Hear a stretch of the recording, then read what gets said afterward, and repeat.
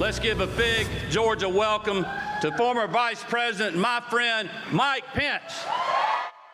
We are just minutes away from the start of a big day, Georgia's primary election, and candidates made their final pitches today. Many eyes were on former Vice President Mike Pence's rally for Brian Kemp as his support for the current governor signifies a major split from former President Donald Trump. Our Brooke Butler attended this rally and tells us that the governor focused on someone other than David Perdue. At tonight's rally in Cobb County, there was no mention of former President Donald Trump or Kemp's biggest Republican challenger, David Perdue, but plenty of comments were made about Democratic candidate Stacey Abrams.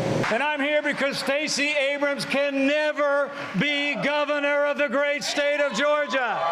Democratic candidate Stacey Abrams came under fire at Monday's rally for Brian Kemp for a comment she made over the weekend. Stacey Abrams was talking to some left-wing activists in Gwinnett County about how she was tired of hearing about Georgia being the #1 state in the country for business and that we're the worst state to live in.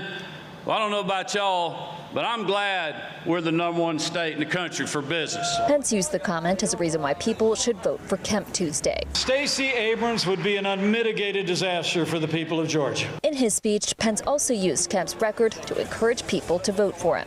Brian Kemp, frankly, is one of the most successful Republican governors in America. Pence discussed how Georgia was the first state to reopen following the pandemic, how despite fierce opposition, Kemp passed the Elections Integrity Act, and how Kemp has brought big business to the state, like the new Hyundai plant in Bryan County. No one has done more to create jobs, cut taxes, restore sanity to your schools, put criminals behind bars, protect the unborn, secure your elections, or defend the God-given rights we have enshrined in the Constitution than Governor Brian Kemp. At the end of Monday's rally, Pence acknowledged he knows Kemp is leading in the polls, then shared a message using one of the governor's favorite slogans. Don't let up.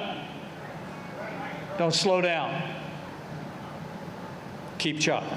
Now, the question remains, will all of this be enough for Kemp to secure the Republican nomination in tomorrow's primary? We'll find out very soon. Reporting in Cobb County, I'm Brooke Butler, WJCL 22 News. We see the failed platform the Democrats have put forward under the Biden administration. We see what Stacey Abrams wants to do as governor of this state, and we're not going to let it happen. So that's why we got in here. We're going to make darn sure that if everybody votes tomorrow, we win this primary, and we will go beat Stacey Abrams in the fall. Kemp's Republican challenger, former U.S. Senator David Perdue, holding a news conference in Dunwoody this afternoon. He spoke about the importance of the governor's race and what he plans to do if elected. Now, this event comes after former Alaska Governor Sarah Palin making a stop in Savannah on Friday. Former President Donald Trump has endorsed both Palin and Perdue. Trump's like, can you imagine if all of us are in position at the same time, what it is that we'd be able to accomplish? Former President Donald Trump also hosted a tele-rally tonight for Perdue. And now let's take a look at all 5 of the Republican candidates running for governor. Now for the Democratic ballot, where Stacey Abrams is running unopposed. Shane Hazel is running as a Libertarian, while Al Bartel is running as an independent.